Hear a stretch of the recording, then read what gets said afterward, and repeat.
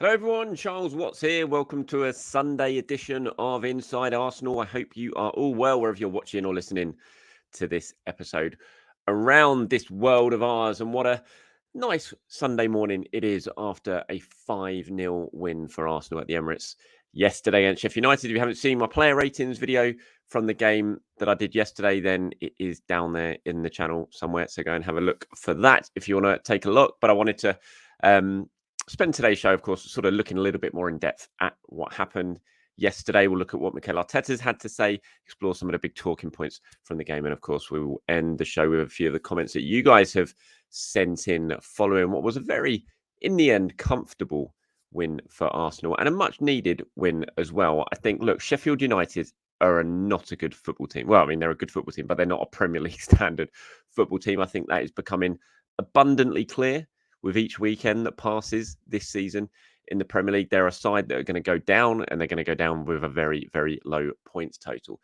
So what you want to do when you play Sheffield United this season is win comfortably, score goals, and boost your goal difference. And Arsenal did that yesterday, and that is all you can really ask for from a game like that. I don't think you can read too much into the performance, the scoreline, because Sheffield United are just not at the required quality of most of the other teams in the Premier League. So you just have to do what you have to do, and that is score goals. And Arsenal did that. They scored 5, they conceded none. They boosted their goal difference. They moved ahead of Tottenham in the goal difference standings in the Premier League, which could end up being crucial. Who knows? I mean, Tottenham are still clearly ahead of Arsenal on points, but Arsenal are ahead of them in terms of goal difference. And I think that could be an important thing as well. And, you know, it was a really good win in the end for Arsenal. It was a dominant victory. I mean, you look at the stats from the game. Sheffield United had 2 shots. To be fair, I think one of those was one from about the halfway line in the first half that ended up going close to the corner flag. I don't even think David Raya was off his line. It was a really bizarre moment, and it ended up nearly going to the corner flag. And had no shots on target, 32% possession. I mean, it was so one-sided. And you look at Sheffield United results so far this season. They got hammered 8-0, didn't they, by Newcastle? They're not a good football team in Premier League standards. And that was very, very abundantly clear yesterday. Arsenal used the game to make a lot of changes. Mikel made 5 from the team that played against Sevilla in the Champions League. It was an opportunity to rotate. I felt it was important that he did that. Perhaps rotated a little bit more than I was expecting him to. I'd called in the build-up to it for Emil Smith-Rowe to get a start. I felt like it was a good opportunity to start Smith-Rowe. He did that. He brought in Jakub Kiwior, gave Gabriel a break, things like that. And it was so it was a much changed team. And I think maybe the first half hour was a bit of a result of that. Arsenal utterly dominant when it came to possession and everything like that, but they just couldn't really find a way through. And at times, it didn't look like they were going to find a way through. But, I was sitting dead in line in the press box where I sit, is dead in line with that penalty area, right on the 18-yard line, basically. And all I could see every time I looked up was just Sheffield United lining up basically in 2 banks of 5, pretty much. You had the defence and you had the midfield stroke attack just right next to each other, cutting out the space. And that was all Arsenal were facing for that first half hour.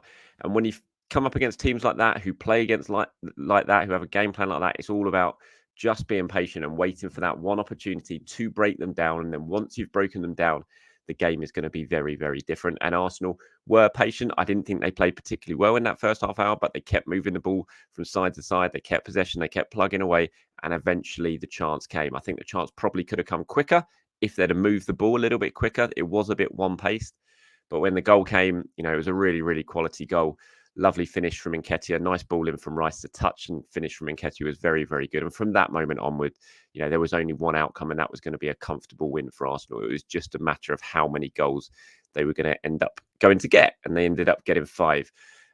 Even that last sort of 10 minutes before half-time, after the opening goal had gone in, it was a completely different game. You could see suddenly the space was appearing. Arsenal were looking a lot more dangerous. Their confidence up. Sheffield United knew that it was a long way back for them. They managed to keep it at 1-0 to half-time, but then, Eddie got that goal right early on in the second half from the corner.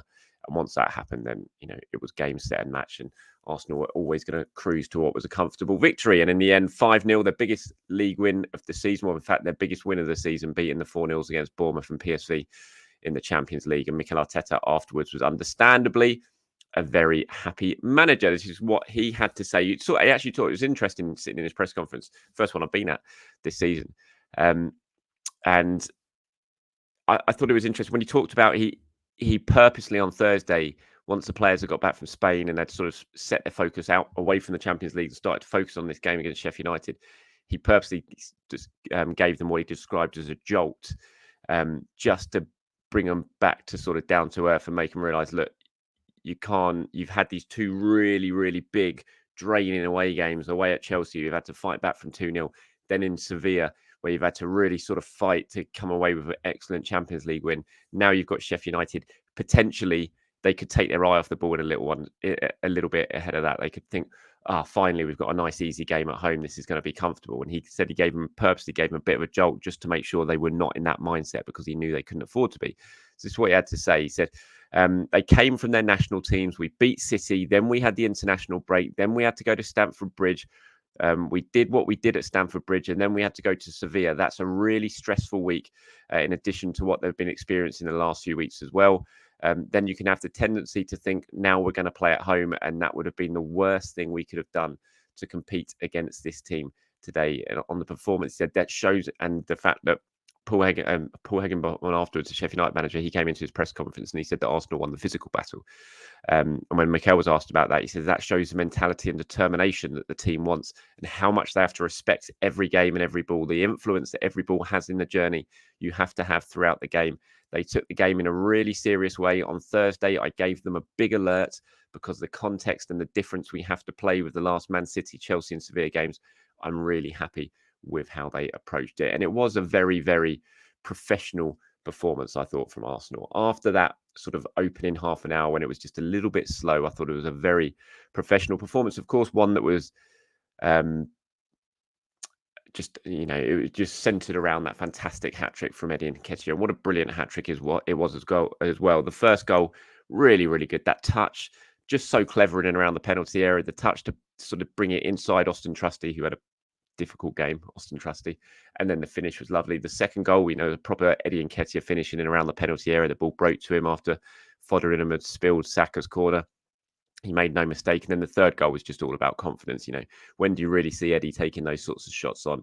You don't that often, but he was so confident yesterday. He was in such a positive mood after those two goals. He wanted the hat trick and he took that shot on, and what a goal it was. It was one of those goals, the kind of the noise around the Emirates in the aftermath of that goal going in. It was one of those sort of took the breath away type goals. He just hit it so hard. I think it was most of the crowd didn't really know Eddie had that in him. We've always seen him score goals from in and around the penalty area. That's where he comes alive. That's where his strength is. You don't often see him taking shots from outside the area. Certainly not shots with that sort of velocity and power. But he just absolutely pinged it into the top corner. There was no second thought about what he was going to do when Smith Rowe gave him that ball.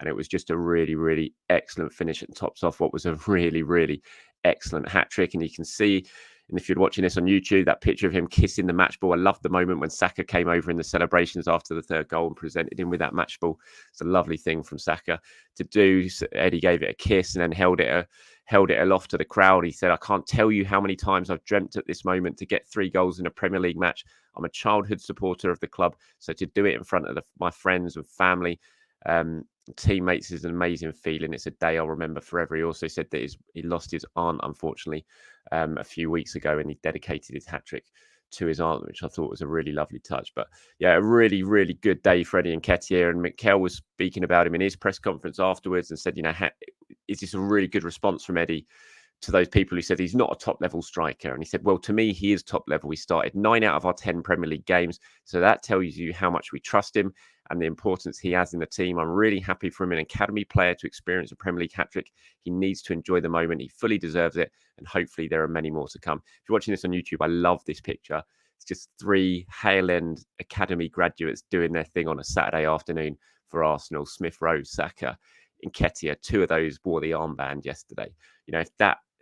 If there should be a picture just put up on the wall at Hale End, it should be something like this to say, look what you can achieve if you work hard and you follow your dreams at Arsenal Football Club. It's a great moment. Freddie, I'm really, really happy for him. It's 5 goals in the Premier League now for him this season. He is more than a bit part player at the moment. Even now, I see people sending comments into me saying, he's still not good enough. He's still not good. It's like, God, can you not just enjoy the fact that he scored a hat-trick and that he's, had a big moment for him. Is he Arsenal's number one striker? No.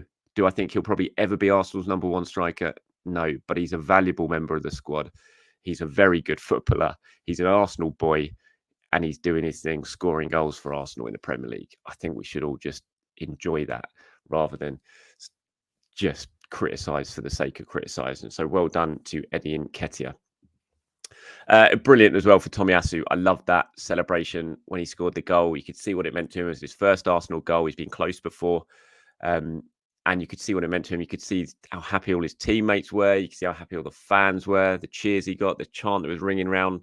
It was a really nice moment for him.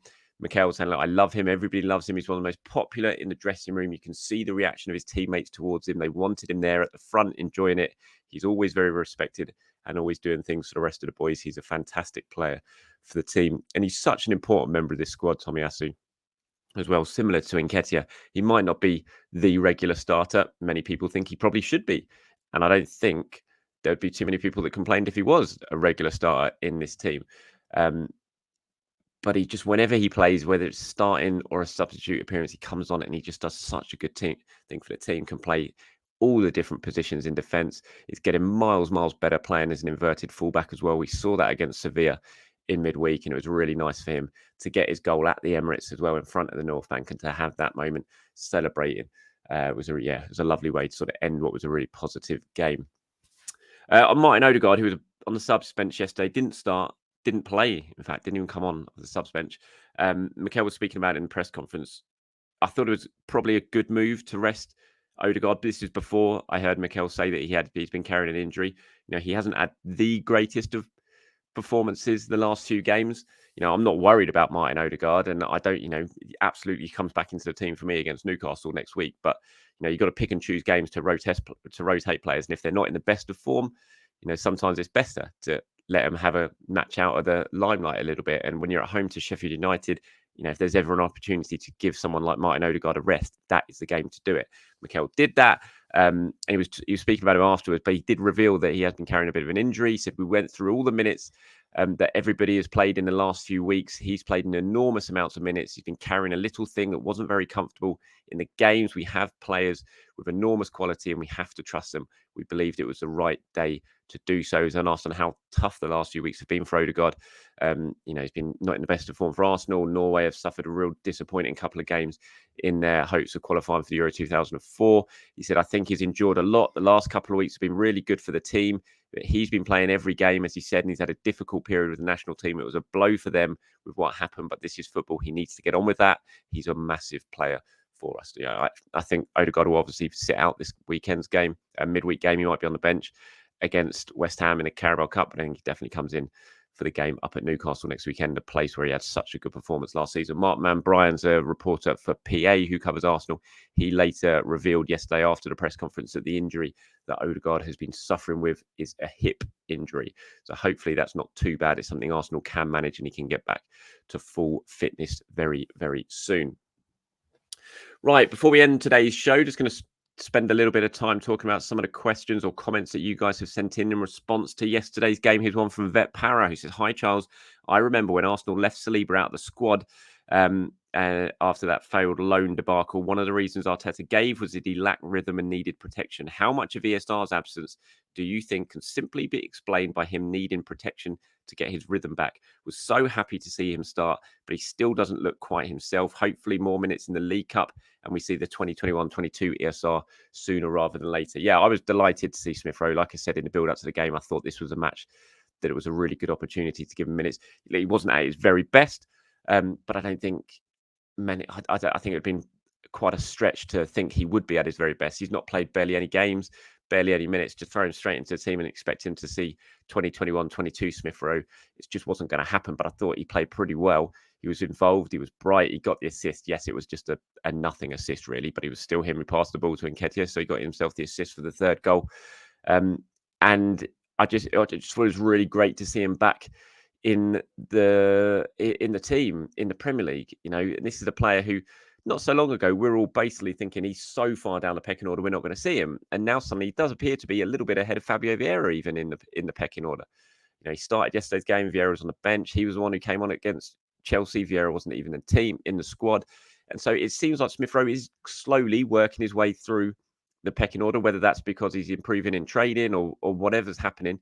But it was just really good to see him back on the pitch. And I do think, like you say, Vet Parrot, if he can get more minutes and he can start just getting his rhythm back, then we're going to see a really quality player involved for Arsenal during, the second half of the season and more, perhaps. And that'll be such a beneficial thing to Mikel Arteta and to the squad, because when Smith Rowe's on song, when he's fit, when he's playing well, he's a quality player and he offers something just a little bit different to this Arsenal squad. That ability to run with the ball, to get in behind, the little touches around the corners. Yes, we didn't really see too much of that yesterday, but he's working his way back into the team and he's working his way back into form. And the more minutes he gets, the more opportunities he gets, the better he's going to become. And hopefully he can really sort of back up yesterday's performance with another really strong showing in the Carabao Cup on Wednesday. And then he's going to be, really putting pressure on Arteta and other players to, in terms of a, maybe not a regular starting spot, but certainly a real regular presence in this team. Here's one from Richard B. Richard, says, Declan effing Rice. I say it every time I see him play, he's just so good. One of the big missing pieces for a title run, along with Saliba, a starter on any of the world's best 10 list. Rye's nerves have been settled and he showed his distribution he is known for. The pass to Gabriel Martinelli was almost an assist. Speaking of Martinelli, there's another one that is absolutely top class, a constant threat, Mr. Livewire, and of course, Eddie. That unstoppable thumper is one for the highlight reel. To be fair, Sheffield United's game plan is the opposite of what they should have done. Dropping back and soaking up pressure at the Emirates is a recipe for a loss. They had zero counter-attacking threat. It's like they were waiting to be scored on. Even after the goal, they still sat back. If you let 5 goals in, it's going to be tough to win. Yeah, look, Sheffield United were poor. The game plan was just basically, it felt like to me, the game plan wasn't to avoid defeat. The game plan was to avoid defeat by a huge margin. And they failed miserably on both accounts. It was just a nothing performance from them, and they got exactly what they deserved, and that was a thumping. But yeah, Declan Rice, what a player he is. What a player he is. I've said it so many times. I say it all the time. In fact, pretty much every video. It's like just a bargain. I mean, how can you say that about someone who cost over £100 million? But he's just slotted in so perfectly to this Arsenal team, and he gives them so much. And see him even now, every week he's becoming more of a threat going forward as well. He got the assist yesterday, scored the goal at Chelsea, just drives forward and makes things happen. He wins the ball back so often. He's just an absolute top quality, world-class performer. And yeah, he's just made this Arsenal team. He just makes his team better. I think he's just that good. He walks in, like you said, to any team in this world, I think, and he's going to get better and better and better. And that's great. So yeah, I like that comment. Thank you very much for getting in touch, Richard. Here's one from Bungle the Gooner. He says, I loved how excited I felt when I saw the lineup. No longer do I see 3+ changes to the starting 11. Feel nervy about it. Up the Arsenal. Yeah, I thought this exactly the same. I was sitting in the press room when the team news was announced. I was sitting next to Tom Canton, who I'm sure you all know, he works for Football London, presents the Gooner Talk TV, the Gooner Talk YouTube channel, who he's been on this channel before. I've been on his channel. And I said to him, when he looks at the team, he showed me the team on his computer, actually. And I said, I really like that. It looked like there was lots of movement in that team. It looks like there was a lot of attacking threat. And even though there've been 5 changes, it just looked good. And the subs bench looked good. And I said it to him. And I think Arsenal just built this squad now so smartly, so cleverly, that the squad is strong. It is really strong. The substitutes are always making the difference when they come on in the second half, but you can rotate, you can make 5 changes, and the starting 11 still just has a nice look to it, I think. And that's testament to the work that Mikel Arteta, Edu, the board, everyone has done when it comes to sort of building this squad and turning things around in such a short space of time compared to how things were just a couple of years ago, really. Again, I go back to the team that last time Arsenal played Sheffield United in the Premier League before yesterday was only, I think it was April 2021. And the team was just remarkable. And the back 4 that day was Callum Chambers, Rob Holding, Pablo Mari, and Granit Xhaka. Had Danny Ceballos in central midfield. It's just chalk and cheese how much things have changed in such a short space of time. And it's really, really great to see. Just finally, before I wrap this up, here's one here from Mason, who says, how come you were back in the press box yesterday? Yes, I'm sure if you've seen the player ratings video I was back in the press box yesterday. I'm doing match coverage again for Goal, Arsenal coverage, just match coverage. for them on the weekends or midweek. I'm going to go to West Ham. I'll be in the press box again in West Ham on Wednesday night as well, mainly for away games. Home game, most of the home games, I'm still going to be sitting in my own seat with my dad watching the games. But for the occasional home game, like yesterday, it gave me the opportunity to let my nephew go with my dad, and I went and sat in the press box and worked for goal. But mainly, it's going to be covering away games. I'll be back at press conferences from time to time as well. So you will see me back behind the scenes again. Going forward from this point onwards. It was great to be back in the press box yesterday. Yeah, like I said, so you can see more and more of that from me, but mainly away games, but the occasional home game as well. All right, that's it from me, everyone. Have a good Sunday wherever you're watching or listening to this around the world. Just want to say such sad news about Matthew Perry passing away.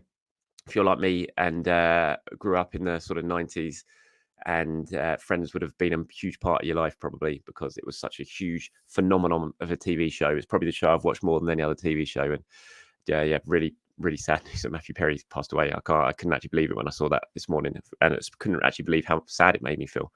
But he was just such a huge part, and that show was such a huge part of all of our lives, really. It was such a worldwide phenomenon, and really sad news about Matthew Perry. But anyway, have a great Sunday, everyone, and I'll be back tomorrow to talk more things Arsenal once again. I'll speak to you all very, very soon.